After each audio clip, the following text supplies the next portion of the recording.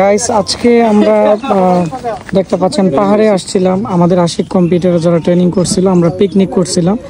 দেখেন জায়গাটি খুব সুন্দর, খুবই মনোরম পরিবেশ। আমরা এখানে একটি সিএনজি রিজার্ভ করেছি আর এখানে একটি হাইস নিয়ে আসছি, যেহেতু আমাদের প্রায় 17-18 জন স্টুডেন্ট ছিল। এবং আমাদের এখানে আমরা যে জায়গায় আসতেছি, তো এখানের একজন লোকাল ইয়াকে জিজ্ঞেস করবো, এটা কোন জায়গা ভাই? চণ্ডীচড়া চা বাগান। চণ্ডীচড়া চা বাগান, এটা কোন জায়গায় পড়ছে? এটা কোন জায়গায়? সোনারুঘাট থানা। ও আচ্ছা, আপনি এখানে এই বাগান রক্ষণাবেক্ষণ করেন? জি। তো ধন্যবাদ আপনাকে। আসলে আমাদের এখানে প্লেসটা এতটাই ভালো লাগছিল। আমরা মূলত এখানে যে খালি জায়গা ছিল, আমাদের শিল্পী ছিল রাজীব ভাইয়ের বন্ধু। আসলে উনি খুব সুন্দর গান করে, আমরা অনেক গান উপভোগ করলাম। এবং আজকে যে ভাই আমাদেরকে গান শুনাইছে, ওনার সাথে আপনাদেরকে পরিচয় করিয়ে দিব।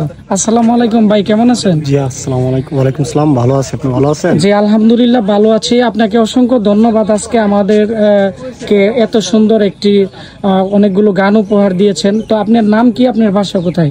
প্রথমেই আমি আপনাকে ধন্যবাদ জানাচ্ছি এত সুন্দর একটা অ্যারেঞ্জমেন্ট করার জন্য। আমার বাসা হচ্ছে কসবা থানা, শিকারপুর গ্রাম। জি জি। তো আমি কুলালে বাজাই 2020 সালের থেকে এখন পর্যন্ত আছি, এই আর কি।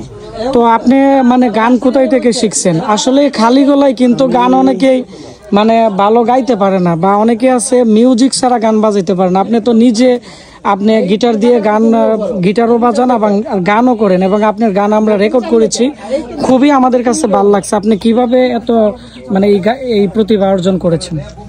দেখেন, আমার এটা ছোট থেকেই একটু খালি গলায় গান টান গাইতাম। তারপরে করোনার চলাকালীনে বাসায় লকডাউনে ছিলাম, ওই সময় মনে করেন আসলে কাজ টাজ ছিল না, এই জন্যে গান বাজনা নিয়ে একটু কোলালে কিনা গান বাজনা করা তো কারো কাছ থেকে শিখা না, নিজে থেকেই। আমার কোনো উস্তাদ নাই, নিজে থেকেই শিখা, নিজেই করতেছি আর কি। ধন্যবাদ আপনাকে আমাদের সময় দেওয়ার জন্য।